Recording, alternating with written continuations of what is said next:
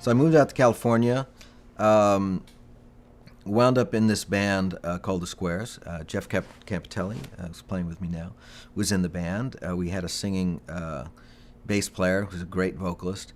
And we worked from about 79 through 84, just killing ourselves, trying to become famous and popular. And we played clubs. We got as big as we could in the San Francisco Bay Area and couldn't get arrested anywhere else. You know, outside that 50-mile radius, it was forget about it. So on a Christmas break, when we decided we were going to take a few weeks off from each other, I decided to do something unusual. And at the time, there were, and this is pre-internet, so there were magazines around called Option and Sonic Option Network, excuse me, which was really a network of independent record producers and artists. And I think I just found it in a coffee shop or something. And I'm looking at all these records by people, and I thought, we should be doing this, you know. We should be making our own records instead of killing ourselves trying to get a record deal, you know, and have our labels, you know, solve our problems. So I started looking into it, and coincidentally, we used to rehearse in this warehouse next to a company called Nolo Press, and they were famous for making books with tear-out sheets to allow you to do anything from start your own business, take care of your own taxes, get a divorce, adopt somebody, whatever. They'd step by step show you what to do. You'd fill out the form, tear it out, and bring it down to the courthouse or wherever you had to file it.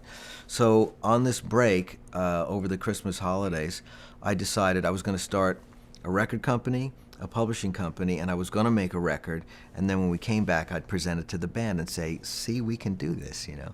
So, but it wound up being a very avant-garde sort of sounding record. There was no drums, keyboards, or bass. It was all guitar. It was all a lot of me tapping and scrapping and doing all sorts of funny things with it. And I printed it up on these really big 45 RPM 12 inches, and it became this generic-looking Joe Satriani record that you can see on eBay every once in a while. And but that was, you know, that was the beginning of Joe Satriani, the solo artist. Although I was doing it more as self-exploration or just sort of a musical, you know, pushing myself into a new universe, sort of an experiment, it really became a way that I could see a new path for myself, you know. But I didn't really hit me until I saw a review of it in Guitar Player magazine. And as I was reading it, I was actually rehearsing with another band, and someone said, "Hey, I think your record's reviewed here. Is this you?" You know. So I'm looking at it, and there's this little paragraph, and I realized they're talking about how weird the record is, and who is this Joe Satriani guy? He must be really strange. And I thought, they don't know who I am. They don't know that I'm, you know, practically in the same town. They don't know that I'm the guitar player in the Squares that's been playing in a power pop band for the last 5 years.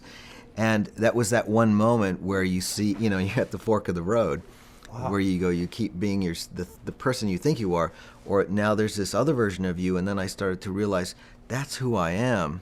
Wow. That what I've been doing all this other time was trying to, you know, sort of like sign up to be a slave of the entertainment industry. Wow. But here was my real path, which was record company president, which, you know, wow, was just a chair and part of it in my kitchen, you know. Right. And I had my own publishing company, which, you know, no one was sending me any money, but at least I also owned my publishing. And I realized I was producing my own records, and I thought, okay, it's laughable, but it is a reality. So I immediately made plans to record another record. And this time I thought I should have drums and bass and keyboards, and I wound up with getting no support. Now, at the time, if you went around to studios or agents or managers and you said, "I have this idea to do an instrumental rock and roll record," yeah, right, they'd say, "What the hell is that? That doesn't even exist as a genre anymore, you know? Jeff Beck was 13 years ago. Forget about it, you know?" And so again, this is, you know, this is the 80s. And so we used to get free credit cards in the mail, you know. And so I got, you know, after this one day, it was really, this is like a moment of synchronicity. I get back to my apartment sort of dejected about not getting any, you know, any green light from anyone who wants to help me out with this project. I'm going through my junk mail, and there is, you know, Mr. Joseph Satriani, you have been selected in your neighborhood. And I'm thinking, they don't know how broke I am, you know, or maybe they do. So anyway, but it had a $5,000 line of credit, and it came with checks. So I went back to the guys at Hyde Street and to John Cuniberti, my live engineer at the time, and I said, what if I paid you in advance for what we think the whole record's going to cost? What can you cut me? So they immediately, I got a 50% discount because everyone was dying for money. And so I just maxed it out immediately. I spent like $4,990 that one day, and it was just like, oh man, I better make a good record. And then went until the money was gone, and then that became Not of This Earth. And when it was done, I was completely broke, and the collection agencies were calling.